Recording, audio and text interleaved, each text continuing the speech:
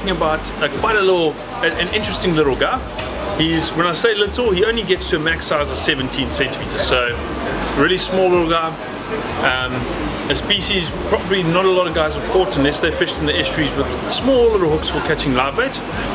But if you've ever thrown a cast net in an estuary or say nets in an estuary, which is illegal unless you're doing research, you probably would have come across this guy. That is the Blackhand sole. Now he's Solia beakeri, Solia meaning bottom, beakeri named after a famous ichthyologist beaker. So, bleaker. They a very cute little species. Small little guy. Obviously, the size-wise, going to be sole is very flat and dorsoventrally. So he sits flat on the bottom like that. It actually looks like your hand. And his little pectoral fin that sits on the side like that is black. That's where he gets his name, Blackhand sole. So he's got this little black fin that sits on the side, and that's on his flat body like that. Interesting thing about the soles, a lot of guys probably might have heard of it, might not. He starts off his life with his eyes on either side like this, and as he grows, he'll tilt sideways, and the one eye will migrate from underneath up to the top of the head. So then he has both eyes sitting on the one side of his head like that. So that's how he sits flat on the bottom, but can still monitor everything that's above him. So he'll sit that way around, his eyes on top. He's sort of a flat shape, overly sort of in size, in shape, and you're going to find him from literally centimeters of water all the way down to about 60 meters depth. But your main area that you're going to get him in is in the estuary. He's a very important part of the estuary ecology, so that's really where you're going to find him actively.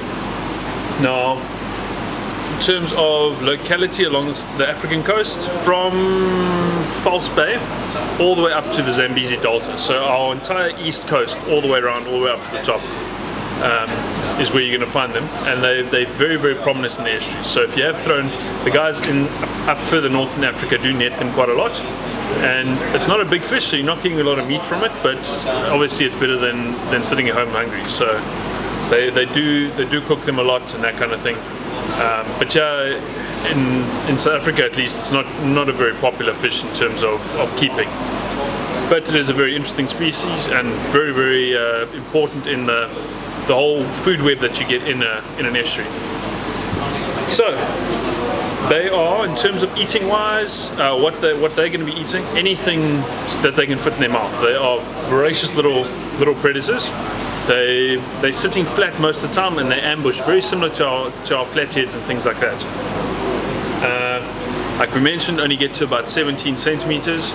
They spawn at the mouth of the estuaries and in winter, and then that will push, with the rains, will push all the eggs out into the sea. They get moved into the oceanic current, and then they'll get pushed all around along the coast, and eventually the fry will then settle back into estuaries where they're going to live for most of the time. So that's when they're going to grow up. So from little babies, then they'll grow up into your giant 17 centimeter sole. So yeah, little Blackhand sole, very interesting little species. One of the many sole type species. The sole is the tonguefish that we get along our coast, and yeah, a very interesting species, but one that's not often caught. So yeah, Blackhand sole, very cool, very unique, and very important in the estuaries. Cheers.